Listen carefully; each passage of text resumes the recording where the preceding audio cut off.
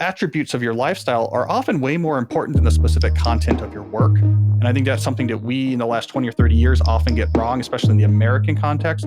The passion-centric mindset is really focused on the content of your work.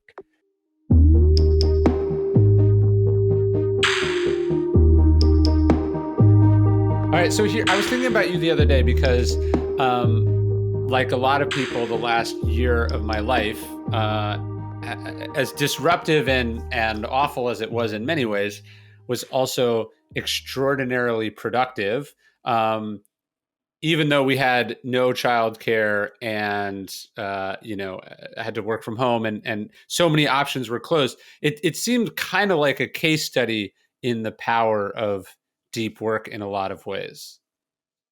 Well, I think that was true in particular for people who had a lot of autonomy, right? So if you were self-employed or a freelancer or a solopreneur, so you could adjust. Okay, I have more constraints, more flexibility. Let me radically change how I work. There was a lot of really positive experiments. And I think what happened is the disruption was so intense about what happened with the pandemic is that gave you permission to try radical responses in a way that pre-pandemic, we're much more incremental. Let me adjust a little bit how I work. I think for a lot of people who had the autonomy, they said, okay, everything is blown up right now.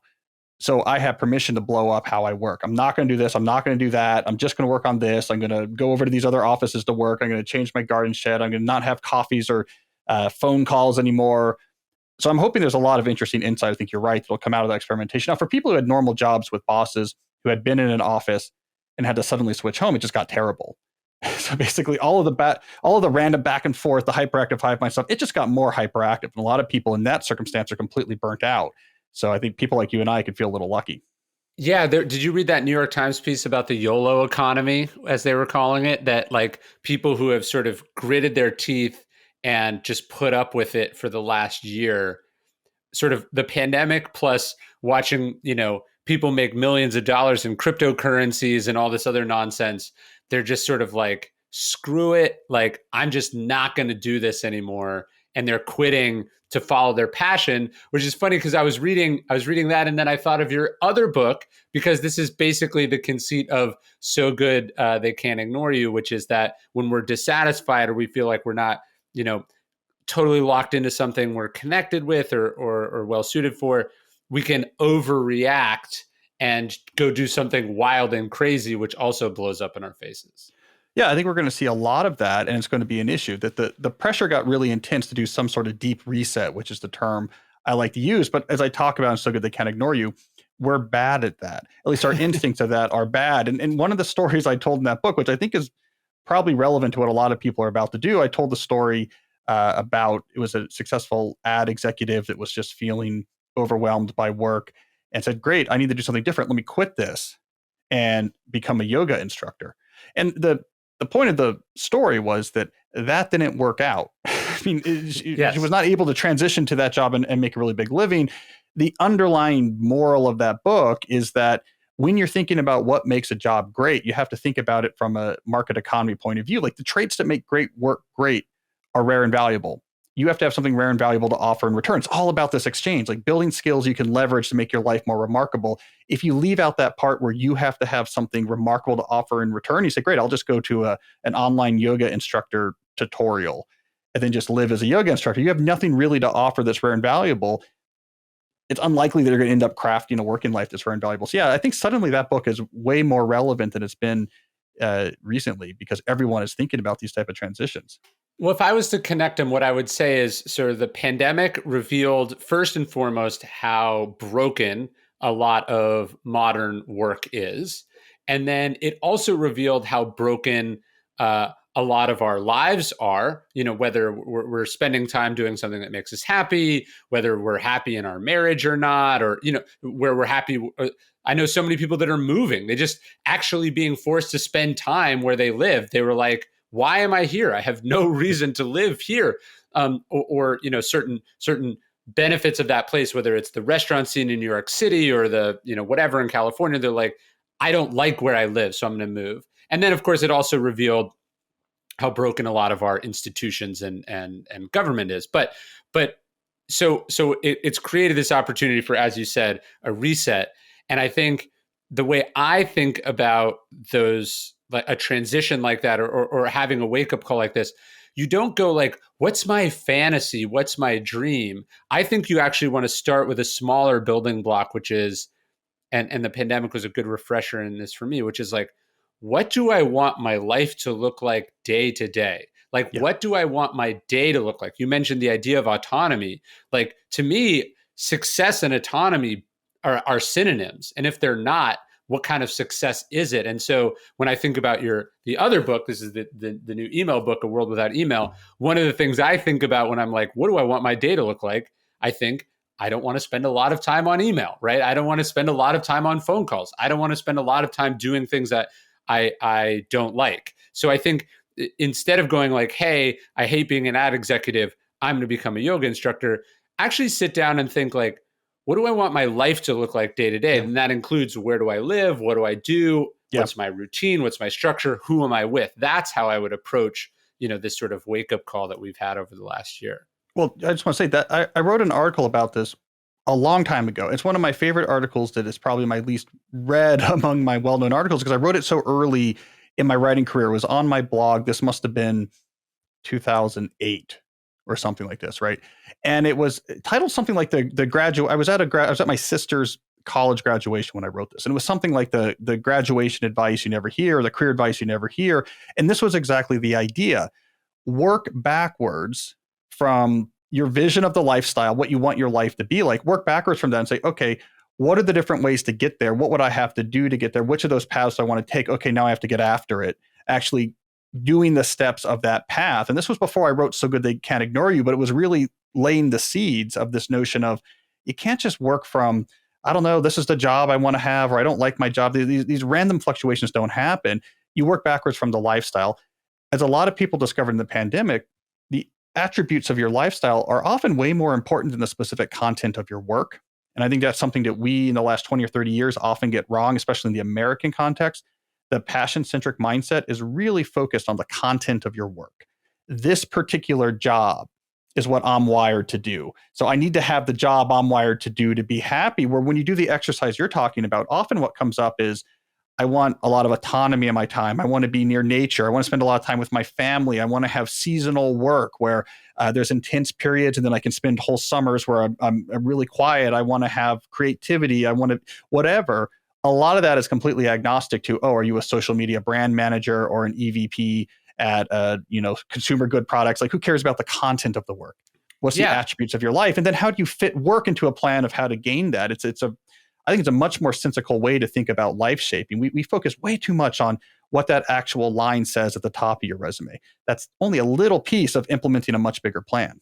Epictetus said that philosophy wasn't this dry, abstract thing. It was a thing, he said, you should be talking about, writing down, reading about, exploring with other people all the time. He said, constantly have it at hand. That's how I think about philosophy. And it's weird. For the last 5 years, every single day, I've been writing this free email about Stoic philosophy. It's been not just cool to meet all these fellow practitioners of Stoic philosophy, but in writing about it, talking about it, reading it for our podcast, I have got to internalize these ideas in a way that I never would have been able to under any other circumstances. That's the idea. Philosophy is something we're supposed to engage in, not keep in these dusty old books or read once and be done with. It's a constant process. And I think that's why the email has worked so well for the people reading about it and sharing it and talking about it, all of that as well. So I'd love to have you join us on this email. You can sign up at dailystoic.com/daily email. It's totally free, no spam. You can unsubscribe whenever you want. I've basically given away a book for free every single year for 5 years, and I'm going to keep on doing it until I drop dead. Check it out, dailystoic.com/daily email. That's interesting too, and I relate to it, which is weird because I'm someone who has like a calling. Like I am a writer. I love writing. That's my passion.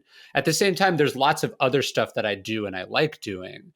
So what they all have in common, I would say, is that I like to be in control of how and when and why I do them, right? And so to me, that's where it comes down to this idea of autonomy. And sometimes I'll talk to people and they'll be so successful, 10 times more successful than me, 100 times. And I'll look at their life and I'll be like, That sounds awful because they're in so little control of their life. They've got a car waiting for them downstairs. They're scheduled down in the 5-minute increments. To me, I think what I actually like of all the things that I do is the ability to focus deeply on it. So whether I'm investing in something, whether I'm, working outside of my farm, or whether I'm writing, what I like is not the specific content, as you're saying, but it's the ability to concentrate and really give myself fully over to it, not knowing that I have 7 minutes to finish this task or else I'm going to get in trouble, literally or figuratively. Yeah. What some people like, by the way, so this is like what's interesting about that exercise is some people look at the things that you and I like. Like I really like, for example, I want to have a high stakes project that it has to be executed over a long period of time entirely autonomously. A project in which whether or not I do anything on it today or not doesn't matter. But if I don't do anything on it for the next month, it's going to be an issue. I thrive under that type of autonomy. Sure. Like it's just my schedule, but done on my terms. You're going off and you're going to come back with the thing when I'm going to come back with it. Yeah. And there's no pressure for me. I like having no pressure on any particular day. Like, you know what? I call it the sick day effect, right? If I get sick tomorrow, it's not a big deal, right? Because it's just this week I want to make progress. But if I don't do it today, I can do it tomorrow. Some people hate that. Like for some people, it is their worst fear of, wait, you're telling me I have 6 months and come back when I'm done? Like, sure. and they would much rather have, no, I want to be, more frenetic, like more connected to people, making moves. I'm a sort of a Steve Jobs, Bill Gates style, like let's roll. I want to be having ideas and moving teams on actions, but just knowing what it is. And, some people I don't really like working much at all. I like nature. I like having a lot of free time. There's so many options when you're working backwards from what you want your life to be like. There's many, many paths and so many options how to implement those. You get rid of all those options when you instead work backwards from this job. It has to be this. And now suddenly you're left with, okay, this is my only option is to try to succeed in this particular field. And then what happens when you don't? So I used to call this, now I'm remembering the term, lifestyle-centric career planning. That was my Newportian phrase for this. Well, it's funny what all those things have in common. And whether you're an introvert or an extrovert, whether you like nature or you like, being in an urban environment, whatever. I would say the one thing we all have in common is that we all hate email. Like we just all hate having lots of emails to respond to, which of course is the concept of the new book. Yeah, my sort of magnum opus on work and tech related writing, because I've been your big project. I've been working on this for a long time. 2016, right? So I started working on this before Deep Work came out, right? So Deep Work was done, but hadn't come out yet. My initial interviews in this book take place in 2016. I put it on pause at some point to write Digital Minimalism, which came out in 2019, because it was very timely what was happening with our changing relationships with our phone. And then I came back to it, right? So this is kind of my definitive word on the world of work. And it comes down to, we have developed this remarkable love-hate relationship with email, which is so universal and so high impact that we absolutely have to unpack it. Why is it that we can have a tool that we absolutely would think life would be worse without, because otherwise we're using fax machines and we're using voicemail, and that sucks. And yet we hate it. It's like the bane of our existence. Like both of these things are true. It's this like wonderful, confusing dichotomy that we have to pick apart, or we're going to end up remaining miserable. It is funny though, because I hate email in the sense that like whenever I look and there's lots of emails, I'm like, it gives me anxiety and I want it to go away. I've always been, I was probably like an inbox 0 person, basically until the pandemic. And now I'm more of like an inbox like 30. And there's just like 30 emails that are like too important to delete, but I'm just hoping will magically go away on their own, like that. So my discipline collapsed a little bit under the pressure of the last year. But I also feel like in the last week, like multiple people have like gone like, hey, Ryan, I want you to meet like so-and-so. And it's like let's say an important person. And the person's first impulse is like, hey, let's get on the phone. Right. And I'm pretty artful about it now, but I do everything I can to keep it in email. I'd rather do 30 emails back and forth with this person than get on the phone. Why is it that I hate the phone more than email? Well, this is the overhead of synchrony, right? And it's an issue, right? That if you're going to interact with someone, let's say to try to solve a problem or make a decision or get to know someone better, real time is way more effective. And if we're just looking at the efficiency with which you can come to that conclusion, back and forth in real time is more effective. It has a huge overhead, however, because you have to actually Sure. arrange for that time. You have to put aside the time for it. This was really at the core of that New Yorker piece I wrote a couple of years ago. Was email a mistake? Where I actually was talking about asynchronous versus synchronous communication systems. In my field as a computer scientist, we actually study these mathematically. So we're used to thinking about their advantages and disadvantages. Synchrony allows for highly effective communication, but is hard to set up. Asynchrony is very easy to set up, very low overhead. Just shoot off the message, whatever. Sure. But the communication becomes much more complex because you need much more back and forth to reach a decision. And these back and forths are going to trigger, it's going to trigger overhead. It's going to trigger context shifting. It's a really difficult balancing act because what you essentially have to do is find out how to amortize the overhead of the synchrony so that you can prevent many of these conversations from having to be constant back and forth, because back and forth mean every message is something you have to check. You have to check for. Sure. When you see it, you have to respond. But you also don't want the overhead of, okay, I have to have a completely separate meeting for this. Like the middle ground I use, for example, is I'll deploy first line of defense is office hours. Office hours is like a classic way to amortize the overhead of synchrony. It gets rid of the overhead. Here are times I am available. I'm on Zoom or my door is open at the university, and you can just deflect. This is what I do for students at Georgetown. I'm happy to talk to any student at Georgetown about anything, but it has to be in my office hours. Like, great, use my office hours whenever you want to stop by, whenever you want to stop by. Works out great. Very effective communication, very little overhead because it's office hours. And then the second line of defense is the like highly restricted scheduling slots that you control with, Calendly or Schedule Once. All right, fine, grab a slot when you can, but it's these highly restricted slots just for that purpose.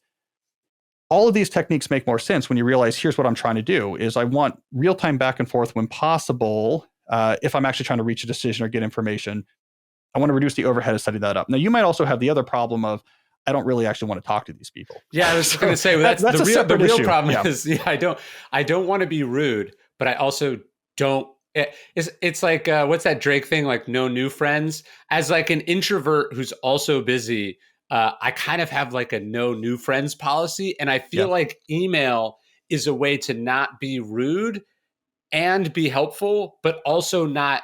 It's like not breach the defenses. Like it's in kind of like a quarantine, like safe room. Like I'm entering the room, you're entering the room, but then I can leave. Or I think about it like you watch The Crown, where she like presses the button when she wants the person to leave the room. She's just like, the meeting is over, and she's like, so I feel like on email I can get out in and out much easier, even if I have to do it multiple times. Then okay, I got to drive here, then we meet, and then you're 20 minutes late, and then we have to do pleasantries, and then blah, blah, blah. That's true. That's true. Right. But what you could delay or something on top of that, you have a good out. So like one of my good outs is often I'll say, oh, I'm off the grid or I'm in monk mode because of, and I'll tie it to some sort of stage of the book writing process. Yes. I'm trying to finish up my manuscript. I'm in monk mode. I'm in publicity mode, so I don't really have time to, I'm overwhelmed. Or, I just finished publicity mode and now I'm taking a break. So now for you, because you're on an even faster publishing schedule than me, every moment counts. It's one of those probably. So like maybe that's what you need is the clarity. It sounds like you're doing the soft no. Like I don't want to just say I don't want to meet in a nice way. So you basically just meet poorly. Like I'll just email you back, but kind of with long delays and not send you very good emails and hope eventually that you're like, all right, fine. I have started to be a bit more honest too, where someone will be like, so someone like connects us and they're like, so-and-so's working on a book and they wanted to ask you some questions, and they go, hey, it's great to meet you. I'd like to ask you some questions. Like, when can you get on the phone? And I just reply, oh, like, what are your questions? Like, just give me the questions. I'll answer them. And then they're like, well, I have a bunch of questions. Let's get on the phone. Like after like 3 or 4 sort of not reading the rooms, I usually just go like, literally, there's nothing I hate more than getting on the phone.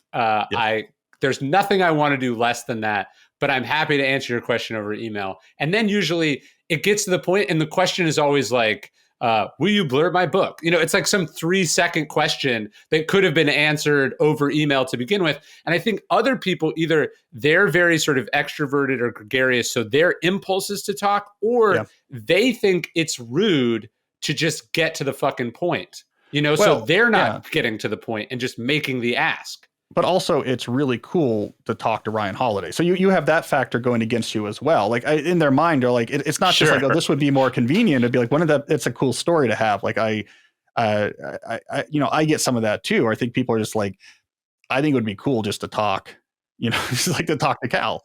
Do you get that email from like younger people who are like looking for a mentor or whatever? They'll go like, "Hey, I'm a huge fan. Blah blah blah blah blah. Can I ask you a question?" And I'm like, I sometimes if I'm in the mood, I'll just be like, "You just did. I'll talk to you some other time." Like you Yeah. just wasted your question asking if you could have a question. If you had just said, if you'd shot me a 7-word question, I could have gotten you a response back very quickly. But Yeah. instead, you decided to ask if you could ask, and Well, here we are. but see, you still have a general purpose, publicly accessible email address, right? So I used to do a ton Correct. of questions because of the student focus back in my early writing days. Sure. I would answer questions from students because I was writing books for students, and I actually really enjoyed doing it. I felt like it was a service, and then it got out of control, and doing it half-assed was worse than just being clear. And so I got rid of all of my general purpose public facing email addresses. So I don't get this as much because now if you go to like my contact page, there's channels for particular purposes. Like, oh, if you want to like book a talk to this person. If this is about an interview, talk to this publicist. If you want to send me links or tips or ideas, I love to see them, but I'm not going to respond. Send them here, and that's it. There is Right. no actual, and so no one actually expects that I'm going to respond, and therefore I get a lot less of those messages. And if I get them, so somehow resetting expectations goes a long way. Like we assume that people just want you to be accessible. It's not really they want you to be accessible. It's that if you seem accessible, then they might have an expectation of, well, then you should respond. And if you don't, that's a problem. But if it's clear you're not accessible, then there's really less bad feelings than you would expect because there's not an expectation actually being forwarded. Yeah, this is something you talked about in the book that I liked. I got this advice from Steve Cam, who runs Nerd Fitness. He's like, just have rules. Like, don't say don't ignore it or don't not do it. Although I'm also a big fan of just the ignore. Like I think that's hard for people. But like if I were to email the president, I would just not get a response, right? Yes. He wouldn't be like, I can't respond, right? Like, and I think having interacted with busy people, you get used to the fact that like, oh, they just didn't see it, or they couldn't even give you a no. And so you have to get to a place where you're just comfortable, like pocket vetoing stuff. Yeah. If you are going to say no, if it's someone that you can't just sort of like do that to, having a rule is really important. So mine is like, hey, I just don't get on the phone, or hey, I just don't give book blurbs, or hey, Yeah. I just don't do X, Y, and Z. And you talked about like having quotas. Like I only do 3 of these a year or 6 of these a year. Like James Clear was telling me he sets aside like X speaking spots per year. And then that's also how he decides what his fee will be. But I did like the idea of like a certain amount of slots, or a certain amount of nights away from home, or a certain amount of, I don't know, things that you do. Maybe you're really important and you agree to sit on 1 board per year, or you make 2 investments per year. Having a rule sort of takes the willpower out of things. Yeah, you need controlled serendipity because people often argue, well, if I go complete Neil Stephenson and it's, you can't contact me, I don't want to hear from you, I don't talk to the public or whatever. If you're in more of a nonfiction role, you have more of a business aspect to your writing business. Like, well, wait a second, I might get interesting ideas, meet interesting people or whatever, but controlled serendipity works great. And, the 2 things I think work well for authors is have a no response expected incoming tip line. Has really been great for me. Articles, interviews, books you think I should know about. My address I use is called interesting at calnewport.com. It just says it's not my name. That's crucial, right? Name gives someone, if it's Cal at calnewport.com, people think it's a person. Why is this person ignoring me? If it's an abstract entity, they don't expect that. And I get fantastic links and interviews and books that I follow up on and learn a lot about it. And I just say, I read these, but I can't respond. And then the quota system is great. My only addition to that is the quota should be at a time scale, maybe quarterly or monthly, right? Otherwise, you'll fill the whole quota in the first month. Like if James was just saying, I'm going to do five talks a month, well, he would fill that by February. So it's like, I do, I'm going to meet with a couple entrepreneurs a month. I'm going to do 1 coffee with a new person a month or whatever, and it's great because the serendipity is great. I've met a lot of interesting people, but take the willpower out of the equation. I love it. The other rule I'm having trouble figuring out how I want to /enforce/talk about. Like I got a text, which I don't like unsolicited text from people that I don't know, but I got a text from a mutual friend who was like, "Hey, I'm in town getting together with all these people." And it's like, I happen to know that like, let's say 3 to 4 of the people on the 10-person list are all not vaccinated for, deliberate reasons. So it's like, first off, I was probably not going to go to this random get together, originally, but now I'm definitely not going, right? I might as well just get COVID, at home, than Yeah. than to go into this this Cesspool. infectious disease room. But I think the pandemic has also helped give me some clarity on like, who do I want to spend time with or not? Like, so I think some certain crises or situations, one of the upsides, downsides is that it reveals character. And I think it helped me get some insight as to like, what people do I want to have in my life? What people do I not want to have in my life? Who am I on the same wavelength with? And who am I very far apart from the wavelength on? And that's given me some clarity too. Well, yeah, like getting more serious about social connection, which again is one of these things I think the pandemic helped underscore, is that sociality is complicated and requires time. And like one of the big ideas in sociality is that actually non-trivial sacrifice on behalf of someone else. I'm going to spend a lot of my time. I'm going to sacrifice a lot of time to come see you and come do something with you. Like really Sure. does help engender a sense of strong connection activities that don't require a lot of effort or sacrifice, like just shooting off a whatever text message or social media thing, does very little in terms of your brain actually feeling socially connected. But that's a really limited pool of people, to which you can actually sacrifice non-trivial time and attention. So if you work this all out, the optimization strategy for feeling connected is to have community you feel really connected in with a relatively constrained number of people that you're deeply involved with them and their lives, is like actually the human optimal strategy. And maybe the pandemic helped make that clear, like what you were missing and what wasn't helping, because we all went through a period of like, what if we all just did the lightweight, easy communication for a year? Oh yeah, that doesn't cut it. I think that it made that really clear. But yeah, that's another thing, just resetting. Well, it's also like social media allowed you to have connections with a huge group of people who you were maybe loosely affiliated with in career or lifestyle or industry, or you met at a conference or whatever.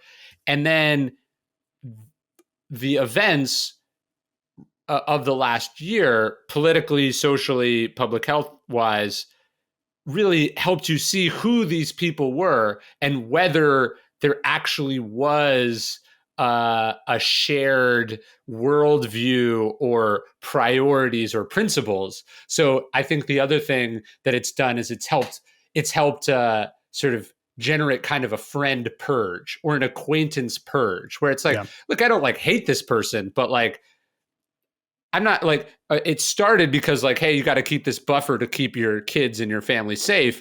But then it's also like, life is too short to humor, a person who's let's say full of some darkness that maybe you didn't know, or, maybe operates under a certain set of priorities that you find to be repugnant.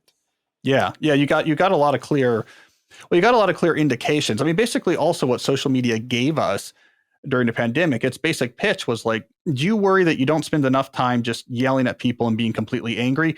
We can help you, right? If you miss during the pandemic what it feels like to, be on a Civil War battlefield and bayonet charging the enemy, if you've missed that in your life, we can digitally recreate it. Which by the way leads me, here's my unrelated to email, but this is my big idea I'm gestating right now, is that we're social media, it's dead. We just don't know it yet.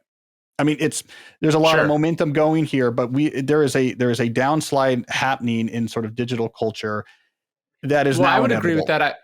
I looked at like because they were as we're talking today, that Facebook upheld the ban against Trump, and so a bunch of right wing people were like, Facebook is blah blah blah blah blah. But all that aside, what I thought was interesting is somebody posted in response to this idea that Facebook is biased against like conservatives or whatever. It was like, here are the 10 most popular posts on Facebook right now. And it was like all Ben Shapiro, probably. All right? Ben Shapiro, then some other right-wing guy I didn't know about. Anyways, it was all right-wing stuff, but not right-wing, like not like center-right stuff, but like extreme right stuff, basically. And you're like, if this is the 10 most popular things on Facebook, Facebook essentially already is dead to 50% of the population, and it's just overrepresented and overly popular with essentially people our parents' age. Well, yeah. Well, it's just like and like Twitter, for example, is it's incredibly overrepresentative of a very small group of people, but those people happen to be on the other end of the journalists and people who have like large, so it seems as if like Twitter's at the. But okay, so here's the foundation of my social media is dead theory. So here's my idea. So social media pivoted away from the original selling point, which was network effects, right? Sure. The people are on here. Yes. And this is an easier interface to connect with the people than to try to build your own blog or do this or that, right? It pivoted away from that between 2012 and 2014 to go towards the newsfeed model that Twitter innovated and then Facebook followed, which is we will mine your connections, what you look at, what the people you look at, to give you distraction. Like it's an interesting, like really engaging content because we can mine this. Socialization, digital socialization moved increasingly to things like group chat and instant messenger tools like WhatsApp. You're like, actually, I don't need Facebook's interface to talk to someone. I'd rather just have them on a group chat, right? So now the network effects go away. It doesn't matter that my cousin is on Facebook or not. If the main reason I'm using it is because it selects the Ben Shapiro article, it thinks is going to press my buttons in the moment. Right. Once that becomes its main selling point, though, is like we're offering you entertainment. Well, now you're competing against all the other sources of digital entertainment, and now you're competing against podcasts, and now you're competing against the rise of the streamers, and you're competing against audiobooks, stuff that's really innovative, really high quality, long form, short form, like all this interesting innovation is happening. And you go through something like the pandemic, you're like, actually, the content that you're offering me through social media algorithmically is increasingly just leaning too much on either the absurd or the outrage. That's seeming lower and lower quality to me when I could listen to like a podcast conversation or go from Disney Plus to Peacock over to HBO Max. And all this stuff is so much more interesting and higher quality. I don't think they can win. They can't survive at that scale, at the sort of $500 billion scale, if that's their main play. Well, and like I think about it, it's like, do you feel better after using it? Yes or no? And there, like I would say Instagram, I feel okay, but the other social networks, I'm very rarely ever thinking like, I'm so glad I did this. You know what I mean? It's not a pleasant experience. So you're trapped in it in some way, just in the way that you're trapped. You had to have cable because network television sucked or whatever. What you're somewhat trapped in it, but I would agree that I guess it's really just a question of how long is the half-life of the decay. Yeah. Well, and you don't need the scale anymore. They're losing there's no more network effect advantage, right? So there's not a huge event. So Facebook has however many billion users or this or that to produce the content, but you could produce content that is as engaging without needing a billion users. Once you lose the network effect advantage, now you have to compete against everyone else who is trying to produce interesting content. So then look at like TikTok came along and it was like, we didn't need the same user base. Okay, if this is the game we're playing, content algorithmically selected that is going to like press some buttons, and then also we're going to be very careful about doling out likes to you algorithmically, so you feel like you're always right on the brink of breaking out. We'll just distill that down to its essence. Who cares if your cousin's on it, right? We'll just purify that element, and they're blowing up past those. So the competition becomes fierce when it's no longer everyone is on here, and there's no way that you as a competitor can get nearly as many people on your platform, so you won't be as valuable. So yeah, that's my theory. And then the pandemic reduced the quality of the content. People came out of doom scrolling on Twitter or fighting on Facebook from the pandemic feeling like I'm associating it with negativity. Like I'd rather watch like a daily Stoic video and then an episode of The Crown, and then, get inspired by listening to like a Jocko podcast, maybe instead of looking at an Instagram fitness influencer, right? I think it's dead. They just don't know it yet. That's my theory. So I'm curious, because this probably pertains to you professionally, both as an academic and as a writer. When you start to have something like that, like you have a theory or you have an argument or a thesis, and I noticed this when I spent some time with Peter Thiel, as an investor, he's always kind of coming up with like a thesis or I forget what did he call it? You sort of have like an argument or a supposition about something. How do you then develop that? So like, how would this idea that social media is dead, they don't know it yet, how does that turn into an article, a book, an academic paper, a talk, or even just like, one of the I don't know, just a pillar of your worldview, how do you take a germ of an idea and develop it? Well, so I talk about it. That's my first step. So like I'm talking about it with you. Yeah. I'll talk about it on my own podcast. I've written about aspects of it. I bring it up in conversation. I talk about it. Talking about it forces you to structure your thoughts, the mental schemas associated with the idea, get more definition to them. When they get more definition, it's easier to bring new information and put them on the schema. If it feels stable after a while, I'll usually pitch it as an article. So like this is where I'm getting with this concept. Like, do I want to pitch this to the New Yorker, for example? Do I think it's there? Once you pitch it to a bigger venue, now that's going to require like a much more studious level of research to really bring in the pieces, and then you see if it sticks. Because you have to get not. buy-in from someone else, right? Yeah. You have to get buy-in at the dinner conversation, and then but your friends could just be humoring you, and then to get it through your editor, now you not just have to. It's hard. It has to be more than compelling. You have to be able to get past any reservations or you have to win the argument with them because they usually sort of play the devil's advocate. Yeah, it has to be airtight then, right? Like if you're going to publish it, if it's going to be like a New York Times op-ed, a Wired op-ed, New Yorker, like these are various places like outlet ideas. It's got to be airtight. Like you can't actually have an aspect, well, that doesn't really make sense. It doesn't really explain this. It immediately falls apart. Now, I'm used to this a little bit because that's what it's like doing the academic work I do. So, I do math proofs as an academic. That whole game is you work over a long period of time until the thing works. And it's interesting. It's a good result and all the pieces fit. So I'm very used to like, this doesn't work. Oh, I'm filling in the pieces, trying to make it work, bringing together the pieces. I'm used to that from mathematics, but you can bring that over to ideas. But I emphasize this to people a lot. Don't underestimate the amount of time like professional idea people spend thinking about those ideas. Like it's a lot of time, and you have to think about it like an athlete doing their off-season training. I mean, for someone like me, and I'm sure for someone like you, I'm constantly have to be thinking about ideas. I mean, it's hours a day, like walking, sitting, reading, like constantly taking notes, thinking. You can't get away from. And this was this article I wrote, my blog post. It was somewhat controversial recently, called "In Defense of Thinking," and I was basically arguing. We talk about writing. We put too much emphasis on the act of writing. It's all about getting in your writer's hours. You got to sit down and write your crappy first draft. And like this undersells the amount of time you have to spend thinking about something before it's probably even ready for that. That you can't just sit down and write on a blank page. Like you might take 50 hours of thinking about something before you're really ready to start trying to craft it into a written form. That's totally right. I never start on a book until I've cracked it. Like I have to know what it is. I have to understand the idea. Like right now, I know what my next book will be about sort of vaguely. Like I already sold it. I know the general, this is probably the vaguest I've ever been on a book that I've sold. I know I know the bucket. I could give you the word that it's about, but I don't actually know what my argument is yet. So you probably feel nervous. You probably feel nervous right now about knowing you. Does that make you a little uneasy because yes, it's not clicked into place yet. Yeah. Yes, Keats talks about negative capability, the ability to sort of have uncertainty or contradiction in your brain. To me, this is the least comfortable part of the project because, like, not only do I know vaguely what it's going to be about, but I haven't solved it. I have in my head the day that I want to start. I want to start it on June 16th, which will be my birthday because that's when I started the last one. Yeah. And so it's like I can kind of, it's like I know when the plane is going to have to take off because I can see the end of the runway, but I haven't gotten up to the ground speed yet. And so I trust the process. I know that it'll happen, but it's nowhere near happening yet. What's the process? So what's going to happen between now and June 16th?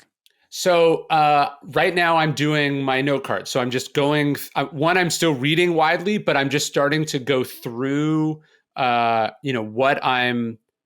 what I've read, organizing the notes. So I probably went through and sorted about, 500 note cards this morning. So I have a huge box of the material. On June 16th, to go to your point, I probably won't start writing, but I will lay out all my material on June 16th and go, this is my first day at work, on this project. Where am I starting to see patterns? So I'll start in earnest, really trying to crack it. But I talk to so many authors who have just, they haven't figured out where they're going and how they're going to get there. and then they think sitting down and writing is where to get there, is how you get there, and it never happens. There's this great quote from Marcus Aurelius that I think to me is, he says if somebody asks you what you're thinking about, you should be able to answer. Like you should be able to describe. So I think there's obviously a period where it's kind of just vague and ill-defined in your head. But as you're working towards the start date of a project, going out for investments or pitching or whatever, the sort of ship date is on your thing, you have to be able to go like, this is what it is in clear, defined language. And here's the eloquent solution or the elegant solution that you've come up for it. It can't be like loosey-goosey. Like, you got to know.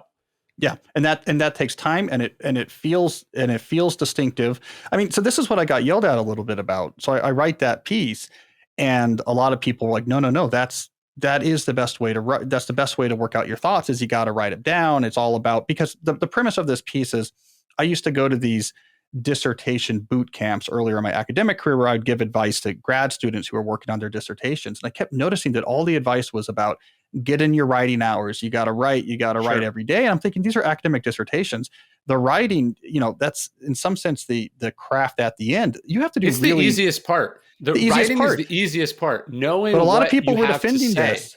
Yeah, and I didn't say this in the article, and I'll say it now. This is maybe a little bit glib, but I'm like, it's almost like you have training wheels. You're a big training wheel proponent on your bike, and you're like, yeah, you got to have training wheels. That's how you bike without falling down. And at some point, you have to say like, yeah, but if you want to be a professional bicyclist, you got to learn how to do it without the training wheels. It's like really slowing you down. And so it's an interesting point. I think we don't think enough about thinking, was what I ultimately came along with. Is like someone who's a professional thinker, all of this stuff comes into play. I really think about how and when I think, and this is a big part of my life. But for a lot of people that you're sort of doing some tangential thinking, we have no structure around it.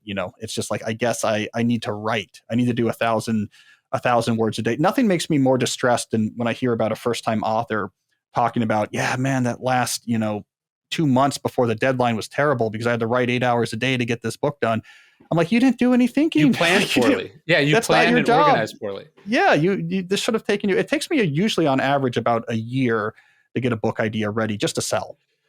No, you can write. I wrote The Obstacle is the Way in less than 6 months. I wrote this the book that is at the publisher now in wrote it in less than 6 months. But there was 6 months of thinking beforehand, and then however many years of sort of marinating before, and then there was 6 months of refining and polishing and fixing, which goes on now. But the actual sort of core, getting the idea down on paper, that's in some ways the easiest part if you've done the other hard part beforehand, and people don't do that. Or it's a separate hard. There's a writing craft hard. Okay, but it's like a craft. It's like I know how to whittle wood. Okay, yes. I know how to shape sentences. I know about rhythm and repetition, and they're great. But that's like a completely orthogonal skill. There's a lot of great writers, right, who have never had an original idea in their life, right? And there's a lot of people with really original ideas who can't write it.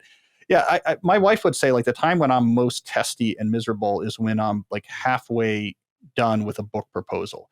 I feel I'm getting like the pieces are there and they're not clicking. And to me, it creates cognitively a real feeling of distress.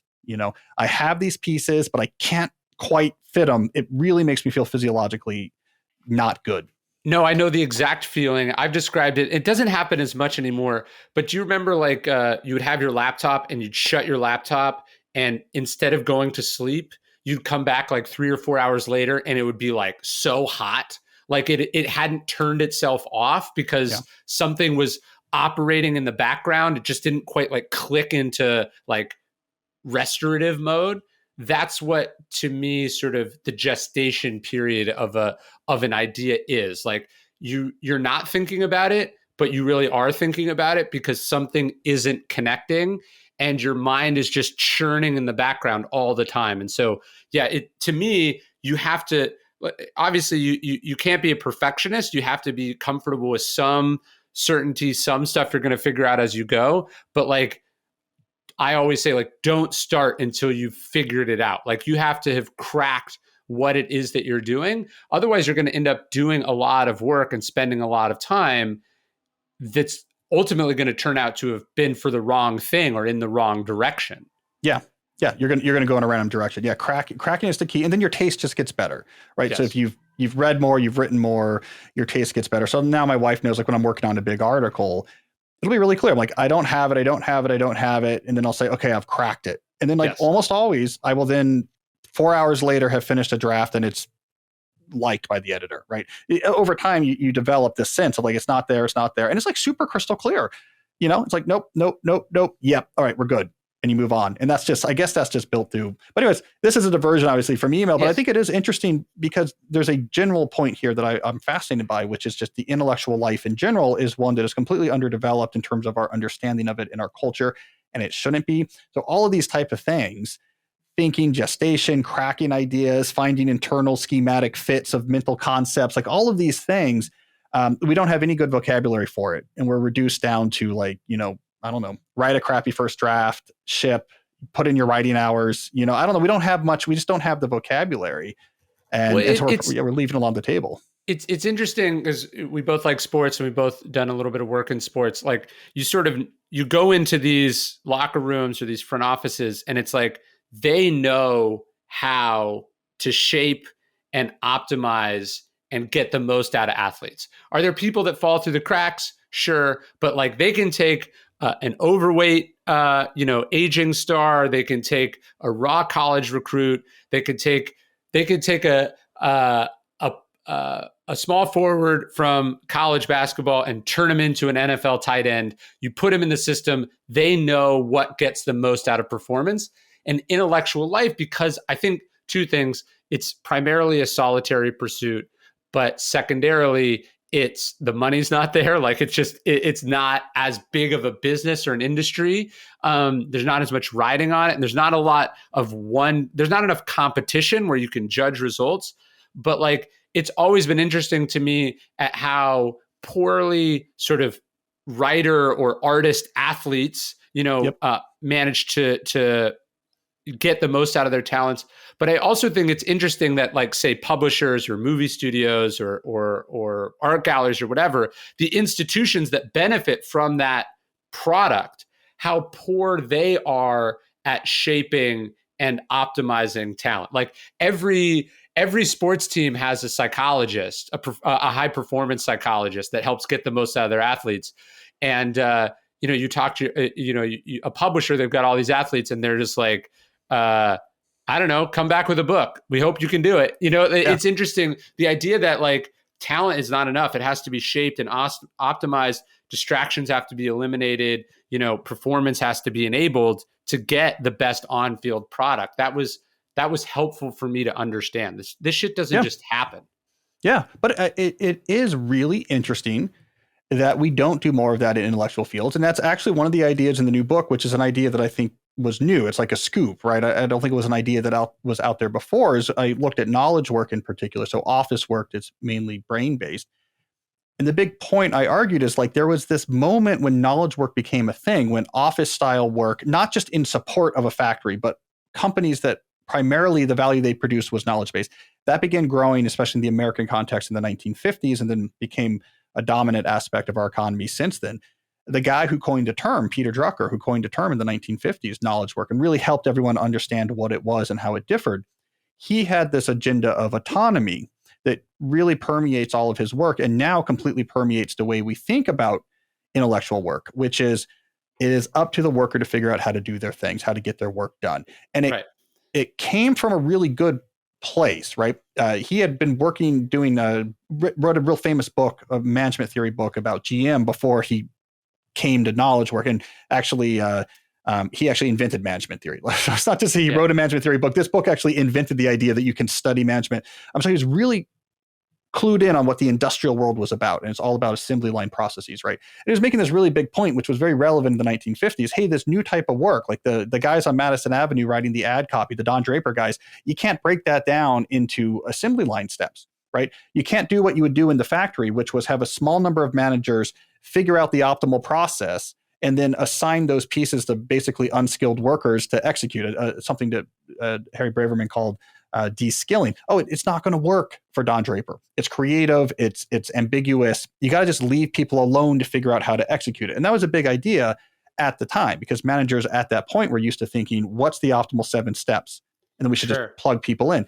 We took that too far, though, right? And we autonomy became gospel in a lot of cognitive work, that all aspects of the work is up to the individual. That's why if you go into a modern office, they say, yeah, it's management by objectives, which is what Peter Drucker's called this.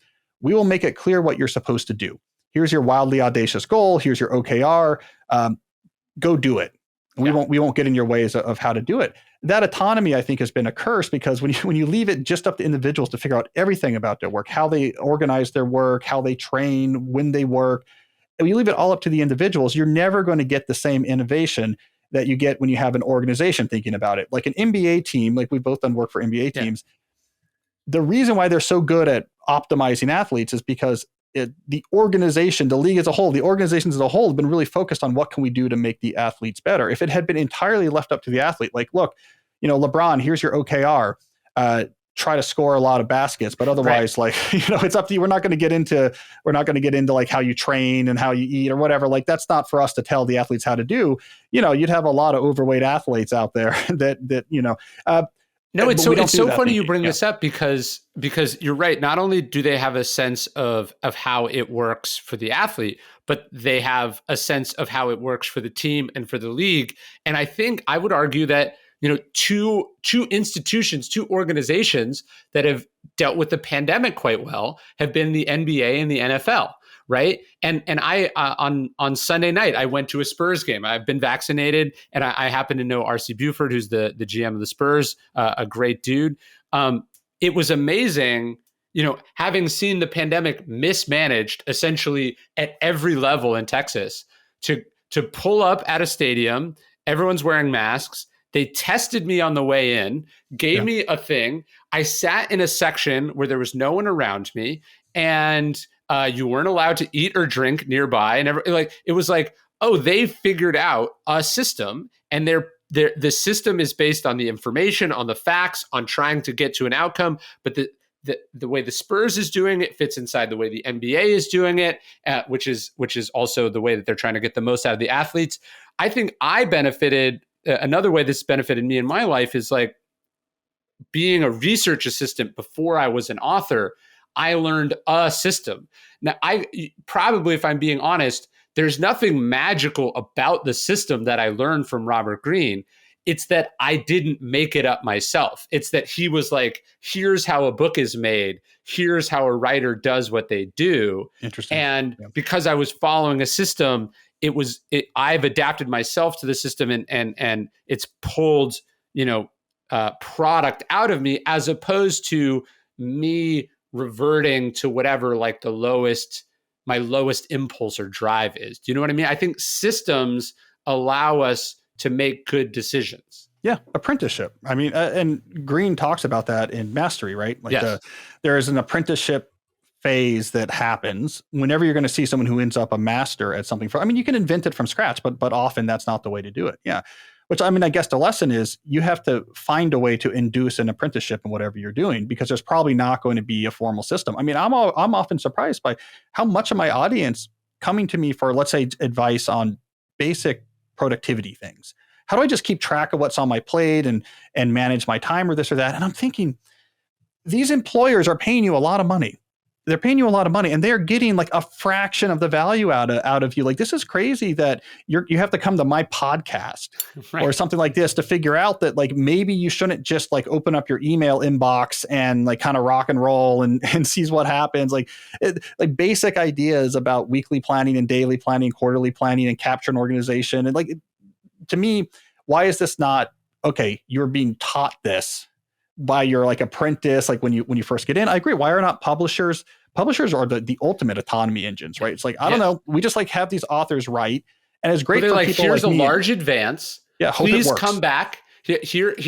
Please come back in 7 to 9 months with something that's almost good enough to put out in the world, and will make us back our investment many times over. Right. And it's good luck. It's delusional. It probably won't work, but we hope enough works that it works out, And now, again, I think it's good for like you and I, because we have systems we've trained.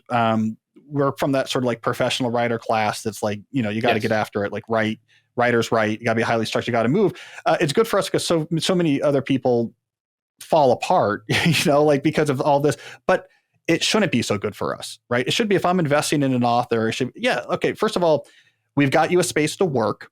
We have you a mentor where for every day, every week for the next month, we're going to sit you down with like a great writer in your genre who's very successful, who's under our same imprint or this or that. And you're going to sit and kind of learn at their feet. Like all of that should be involved. I think it's why a lot of really successful general nonfiction comes out of journalists.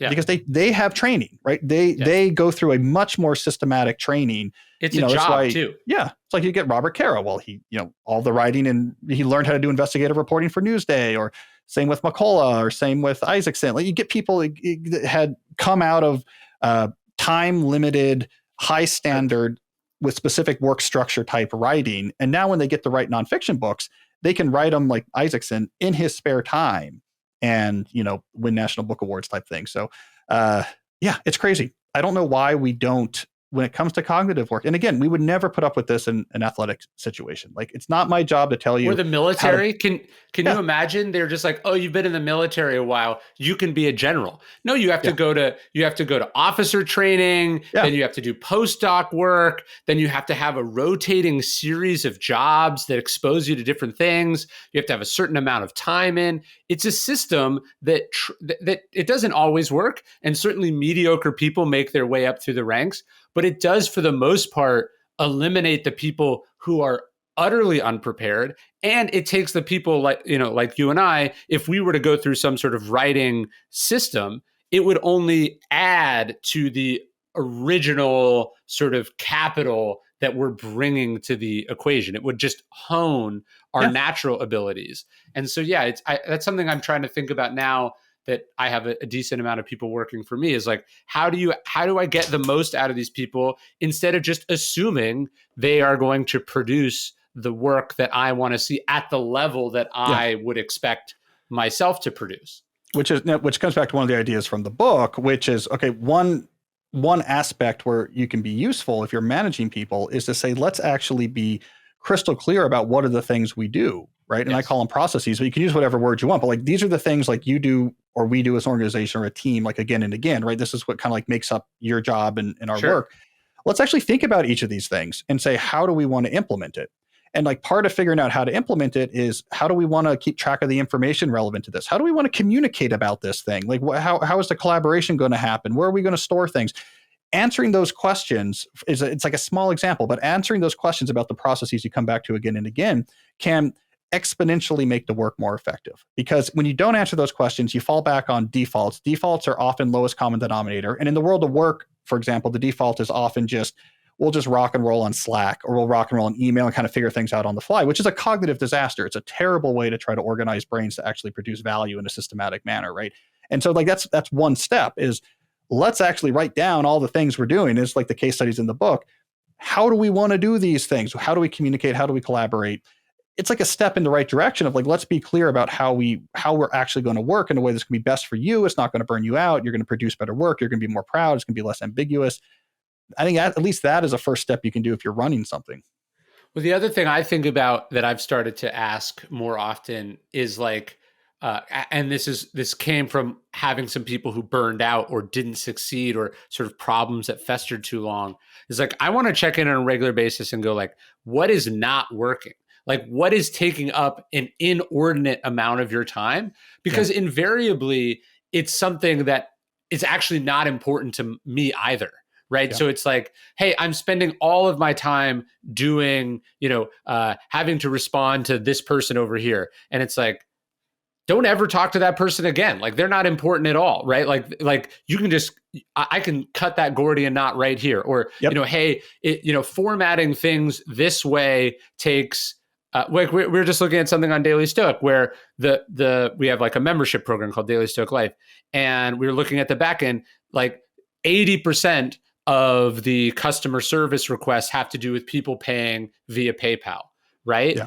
And because if it comes via PayPal, then everything has to be done manually. Well, so this was not brought to my attention until recently. But then my first question was, well, what percentage of the orders is PayPal responsible for?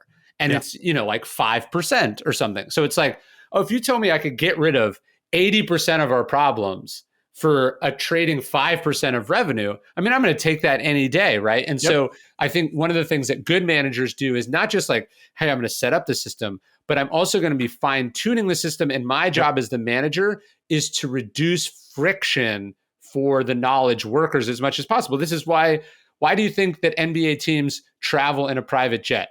It's not because it was because they used to travel commercially and it was causing the following problems. And they did the math and said, hey, for a 20% increase in our travel budget, we can address the following problems. And it's also a perk, so on and so forth. But how do we eliminate friction so we get more out of the things we're already paying for? Yeah, which sometimes is elimination. Like, okay, we don't take PayPal anymore, right? Yes. Or this client is just terrible. We just don't. That's the Tim Ferriss thing, right? His famous story. Like, I'm firing this client. Like, this person is terrible. Yeah. Or it's you put in a system that has more cost, whatever that means. It might not be monetary. Like another example of this is client communication within companies. Like one example I like was the particular story was the clients were just all the time hectoring this particular company, and they were using Slack, and the clients wanted them to be on their private Slack channels. Their solution, which they deployed in desperation, by the way, it was like, we might go out of business. Like, we don't know it's going to work, but we can't do what we're doing anymore, was, no, here's how it works. We have a weekly call. Yeah. And on that weekly call, we'll give you updates, you ask any questions, and we will commit to writing that everything we said and everything we said we were going to do, we'll write it down and send it to you, right? Yeah. So we will get in front of what the real issue here was, which was accountability. Like the client, like, are you going to do this? Did you do this? I don't want to have to think about this. So I have to wait for you to respond so I know you know about it. It got rid of that issue. Like, okay, we have this document, you guys are held to it. And all of this constant back and forth Slack hectoring, now it's an hour once a week. And like everything gets discussed, it gets written down, that gets sent to it. The whole team's on the call, they make their, whatever. And like they're done communicating with that client. So yeah, it's another example because they lost 2 engineers at this company due to burnout, entirely induced by the Slack barrage from clients. What about this? What's going on here? What's going on here? What's going on here? And so, yeah, it's more of a cost. It's annoying for the client, a little bit more overhead. They had to actually have the client sign a contract that said, this is how we will communicate, right? And so that there was a psychological cost. They were worried about what was going to happen, but the benefits were so massive. And like now their engineers could just work. It cuts both directions too, right? As a manager, you have to manage down, figure out how to eliminate friction, blah, blah, blah. It would be nice if your manager or the people that you work for, your clients, were doing the same, but it's not how it works. You also have to manage up and you have to say, hey, when you just call me out of the blue 16 times a day, it knocks me off my rhythm all the time. Or, you have to say, hey, I don't answer emails on the weekend. Or, hey, set up a system where unfortunately, you have to manage yourself, as you have to manage the person managing you to make sure they don't burn you out, barrage you, eat up your deep work time, whatever. You have to figure that out also. Yeah. And sometimes you have to earn it. So there's that notion of you can trade accountability, for accessibility. And Adam Grant uses the term idiosyncrasy credits for this, but I think of it more as like performance credits. Like basically, hey, if you can deliver, you can gain a lot of autonomy. Yeah. You're like, okay, I'm not that responsive. I have office hours. I don't answer emails all the time, but like I ship stuff that's really great. You get away with it. If the reason why they're hectoring you all the time is because you keep dropping the ball, it's the number one thing I tell the young people I talk to who are like, I have my first job and I want advice. I was like, you can't ever drop the ball on something. It's just, you have to say, this is not an option. If something comes onto my radar, it can never be an option that I'm just going to let that one go. Because I everything will fall apart if that's who you are. You're going to be constantly bothered by the people above you because they don't trust you to get things done. You will never build a foundation on which you can take a next step up. So you should put all of your energy reading David Allen, like reading me, like figuring out everything you can to make sure you have very good full capture and organization systems that you're diligently reviewing. Nothing gets forgotten. Even if you can't do it all, you're the one who says, I know about this. I know I committed to this. I can't get it done by Wednesday. I'm sorry. Here's why. Here's my new deadline. But everyone around you trusts that you will never forget something that they put on your plate. It's like the number one thing you can do in your first, 2 years of employment. It's going to earn you the ability now going forward to start crafting your job more and more towards what you like. So that's like my number one advice. refuse to ever drop a ball, no matter Well, what the, that the requires. wicked feedback loop on incompetence is that you then get ridden even harder Yeah. and you have even less time to dig yourself out of this. You know what I mean? Like now Yep. your judgment's being questioned. Now you're under more scrutiny. Now the people that have worked for me or worked with me that I feel like have their shit together, that make good judgment calls, that are accountable, that give it to me straight. I'm like, I don't care if we ever talk, just deliver the results, right? Yeah. And it's the one who has shattered the suspension of, like, especially with work from home stuff, where it's like there's a certain suspension of disbelief entailed. Like, I'm going to assume you're working all the time, but really all I care about is the results. I don't want to see how the sausage gets made, but I'm going to eat it, right? But if you break that faith, if you get caught not working, or you make a lot of mistakes, or you show if you get a call and they go, "Hey, what's going on with this?"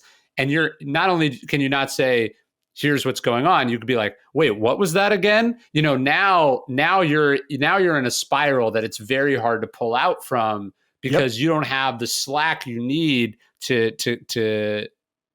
right the ship. I mean, I tell people, here's a hack. Like, one of the things you should do early on in a new job is say, great, I will get this to you on Wednesday. And then whether or not you have time to get that done by Wednesday or not, write them on Tuesday, afternoon, and say, like, Ryan, I'm sorry, I said I was going to get this to you Wednesday. The schedule got a little tight, so it's going to be Friday morning. I apologize. And then deliver on Friday morning, even if you could have delivered it on Wednesday, right? Because it shows that you are on top of your stuff. Yes. Right. Like, it's more important that people realize, like, Cal is on top of his stuff. He knows what's on his plate. He sees the whole picture. He's not going to forget things. He's organized. Oh, I don't care if, sometimes that gets overloaded and he has to shift, when he delivers. That's not the problem. It's the fact that he's organized. And there's no clearer way to show that you have your act together than to say, commit to something and then come back and say, like, I know I committed to this, but I'm going to have to shift it by 2 days or like by 48 hours, and then hitting that new mark. Because no one would ever say that unless they were actually incredibly organized about what's due when. Am I going to be able to actually make it? Again, it's a simple thing, but there's so many people don't do this. Yeah. There's self-awareness there. There's self-ownership. There's responsibility. There's straightforwardness. And to me, the opposite of that, what's like the death sentence, is when, they're like, "Hey, I'm going to get this to you by Friday." And then you're like, "Okay, cool. I'll see you Friday," or whatever. And then like Thursday night, you hear, "What was the password again?" And then you're like, you haven't touched it. And now there's problems. Now you need help, but you have just shown me, or whoever you're working for, that you're not only not on top of it, you don't feel obligated to be on top of it. And the worst is if you then try to add an excuse there too, if you then try to diminish the importance of the thing, so it's not such a big deal that you're going to get it done. Yeah. Now you're into on my podcast, I use this phrase, facing the productivity dragon. Like, it's better to just, you can see, here's what's on my plate. And if it's terrible, it's terrible. And you see the exact extent of the terribleness. This is, look at all these things I'm committed to when they're done. I can't make these pieces work. I'm way overcommitted, but you see the whole thing. You see the whole dragon. Like, don't avoid the dragon. You're going to be much better off, because now you can make a plan. Like, okay, I'm going to have to get rid of this. I'm going to have to delay this. I'm going to have to tell them I can't do this. I can get this done really well. But a lot of times I think when we get overloaded, we flee it and say, I just going to just respond to emails. I can't, I'm just, but you got to face the productivity dragon at some point and then say, okay, this is what it looks like. Let me figure out where I'm going to stab the lance. Like, it's a terrible battle I have to do, but at least I want to come into it with my eyes open, like, see what I'm actually fighting. So yeah, I don't know quite how we got here, but I think it's critical though. Yeah. I think it's a great place to wrap up, because I think it's the thing that people struggle with. They think it's about getting your dream job, finding your passion, or whatever. And all that's important. But if you can't deliver, like if you get drafted, you're playing professional sports, and then you can't figure out how to deal with the pressure, how to be in charge of your training, how to communicate, how to learn the playbook, like, you're not going to make it, because the stakes are too high. The competition is too stiff. Yeah. You have to go, all right, I am way in it, and I'm going to figure out a way to survive. What you can't fall prey to, and this is what most people do, is magical thinking or entitlement, because both those things will kill you. And just and we're wrapping up. It's like a quick example of that from our lives is, like, think about writing. I mean, I don't know about you, but for me, it was like a big goal I had early on in my career is I want to write like best-selling Yeah. hardcover idea books, right? But you can't just jump into that. Like it's Sure. probably not going to work out that way, right? So you got to get your You gotta foot in the earn it. door where you can, build your skills, earn it, move it up. So for me, where could I get my foot in the door? Student books, because I was a student at the time, built my craft on the student books, built up from there to being able to, make that jump. You did something similar, like your first book, because it was based on your life memoir. Okay, that was a book you could get in the door with, because you're like, Sure. okay, it makes sense for you to write that because it's about you and you had an interesting life. And then I know you did like the growth hacking as like an ebook, skill building, right? Like, okay, Yes. now and you trained under all this under Green and Ferris and other people, and you really saw how it worked. And then you built your skills, earned more and more, and then it was time to like, okay, jump into obstacle. It just like when I made the jump towards like So Good and Deep Work. So I think there's like a nice thing to pull out of there is, it's not about what's my dream job, how do I get it? It's like, how do I get started? And really systematically and with systems, building skills, being responsible, being good, figuring out how to get better, ratcheting it up until you get to a level where now you can actually reach whatever that window is you're trying to get through. And then you make the aggressive jump. Well, Mark Maron talks about this. I think it goes to your point about performance credits to tie this back. He's like, once you've made people money, once you've made other people money, then you have that autonomy, right? And a lot of people just think, well, I have this great idea. I'm brilliant. I'm special. This is important to the world. And it's like, no. You gotta fill somebody's bank account first before they're going to give you. So some people go like, they get upset that I wrote these other books first or whatever. That it's like the other books would not exist if I hadn't laid the groundwork here. Not only would they not exist because I wouldn't be a good enough writer, but like nobody was giving out Stoicism book deals in 2012. It just wasn't happening. And so you've got to make someone else money. You've got to prove yourself first. And if you want to say, hey, I'm Cal Newport, I have a flip phone and I don't answer email, and I don't have social media, that comes from that's an autonomy that comes from having earned the ability to write your own ticket. Yeah. You sold the books, made the money, built the skills. Yeah. And there you go. So you have the humility to like build the skills, but then the other side of it is once you have an opportunity, you also have to be aggressive about it. And I think that's the other hard, I call it the autonomy traps in that old 2012 book.